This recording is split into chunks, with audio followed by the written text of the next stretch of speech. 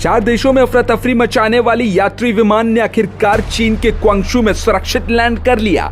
इस विमान में ईरान, पाकिस्तान, भारत और चीन में हड़कंप मचा दिया था। ईरान की इस महान एयरलाइंस में बम होने की धमकी मिली थी। विमान जब सुबह भारतीय वायु क्षेत्र में घुसा तो पूरे देश में हलचल मच गई। ईरान का विमान भारतीय वायु क्षेत्र में करीब 45 मिनट तक उड़ता रहा। जब विमान लगभग 9:20 पर भारत के एयर स्पेस में पहुंचा तो विमान के पायलट ने दिल्ली एयर ट्रैफिक कंट्रोल को सूचना दी कि विमान में कथित तौर पर बम है। इस विमान के दिल्ली में इजाजत मांगी। पायलट की इस मांग को सुनकर दिल्ली एयर ट्रैफिक कंट्रोल तुरंत अलर्ट मोड में आ गया, लेकिन असली खेल उसके बाद शुरू हुआ।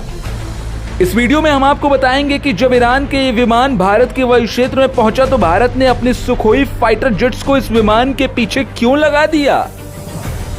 आपको बता दें कि ईरान विमान के पायलट ने बम धमकी मिलने वाली कॉल के बाद दिल्ली में ही उतरने की जिद की। दिल्ली एटीसी ने विमान को पहले जयपुर उतरने की सलाह दी, लेकिन विमान के पायलट लगातार दिल्ली में उतरने की जिद करता रहा। इसके बाद दिल्ली एटीसी ने विमान को चंडीगढ़ उतरने के लिए कहा, लेकिन पायलट ने कोई जवाब नहीं दिया।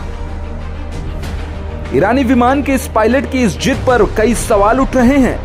पायलट की इस जिद के बाद भारत ने अपने सुखोई फाइटर विमानों को एक्टिव किया। जोधपुर से सुखोई लड़ाकू विमानों ने उड़ान भरी और तब तक ईरान विमान का पीछा किया जब तक वो भारतीय वायु सीमा से बाहर नहीं चला गया। नियमों के अनुसार सुखोई लड़ाकू विमान एक सुरक्षित दूरी के साथ ईरान के विमान का पीछा करते रहे। जब ईरानी अधिकारियों के बम की धमकी वाले कॉल को फर्जी बताया, तब ईरान के इस विमान को चीन की वायु सीमा में घुसने की अनुमति दी गई। रक्षा विशेषज्ञों ने बताया कि ये हैरान करने वाली बात है कि विमान का पायलट दिल्ली में ही उतरने की जिद क्यों करता रहा। News report, news desk, media news.